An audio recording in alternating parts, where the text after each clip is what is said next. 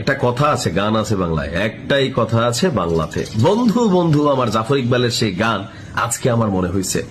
Putin কাকুর প্রতি ভালোবাসা বাইরে গেছে। যারা আমার মাধ্যমে রাশিয়া ইউক্রেন যুদ্ধ এবং পুতিনকে চিনছেন, ভিডিও সর্বোচ্চ শেয়ার করবেন।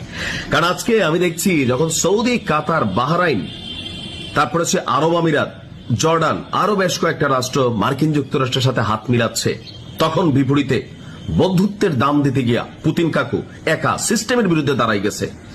মাঝখানে আলোচনা ছিল যে পুতিন মেশিনারিজ দিচ্ছে, তবে প্রকাশ্যে না। যে ধরেন আমি আপনার বন্ধু, এখন আপনি একজনের সাথে মারামারি লাগছেন, তার সাথে তো আমার ভেজাল হয় নাই, তা আমি করলাম কি একটা সেমি বাসপুরার মধ্যে রাইখা এসে কইলাম যে আছে রাখাইছি জায়গা মতো, আপনি একটা লাঠি নিয়ে লড়াই করতে আসছিলেন, তা আমি একটা মেশিন দিয়ে আসছি, বললাম ওইখানে রাখা আছে। এটা আপনারা কি করতেছে?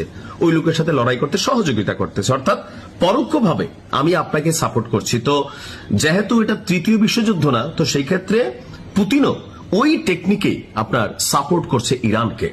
এমনকি এটা যখন প্রকাশ্যে আসছে, আরেকটা জিনিস বলতেছে যে মার্কিন যুক্তরাষ্ট্র এবং ইসরায়েলের আয়রন ডোমকে ছেদ করতে যে প্রযুক্তিগত সহযোগিতা পুরোটা রাশিয়া দিচ্ছে, এই অভিযোগ নিয়ে বহুত কানা গোসা। তো রাশিয়াকে দিলাম আর কি, তো সমস্যা কি?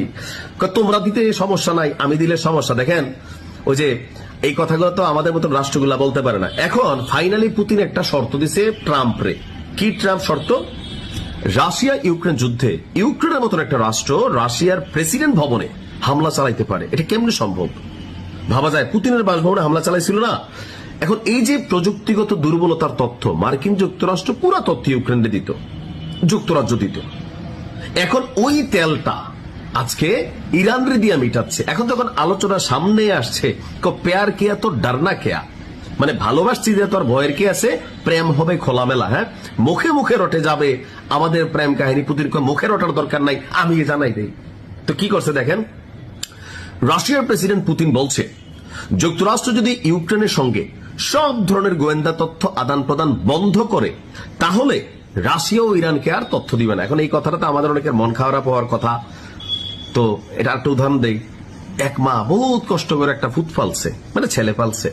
তো ছেলে একদিন মা তোমার বেচালাবো, ভাই হারে ফুট কিতা কইলি, ফুট এত কষ্ট করে তোর মানুষ করছি, কেমন দাম কয়াম কেউ কিনতে হয় না। অর্থাৎ এটা এমন একটা কথা জাস্ট হচ্ছে লাগে ওয়ার্ড ইউজ করা আর কি। এখন আমেরিকা কি ইউক্রেনকে তথ্য না দিয়ে থাকবে? এটা সম্ভব? ইউক্রেনের পুতিন বড়াই ফেলবে না, নেটোকে বাস দিয়ে দিবে না, এখানে আমেরিকা জীবনও এই শর্তে রাজি হবে না। তো পুতিন বলতেছে যে এমন এক শর্ত দিচ্ছে, যদি তোমরা ইউক্রেনরে ছাইরা দাও, তথ্য দাও, ইউক্রেনরে আমি খাইয়া ফেলি, তাহলে তোমরা ইরানের সাথে কি করো না করো আমি কিছু কমো না। এখান থেকে বোঝা যায় যে পুতিনের এই কথাটার দুইটা মিনিং, অর্থাৎ এক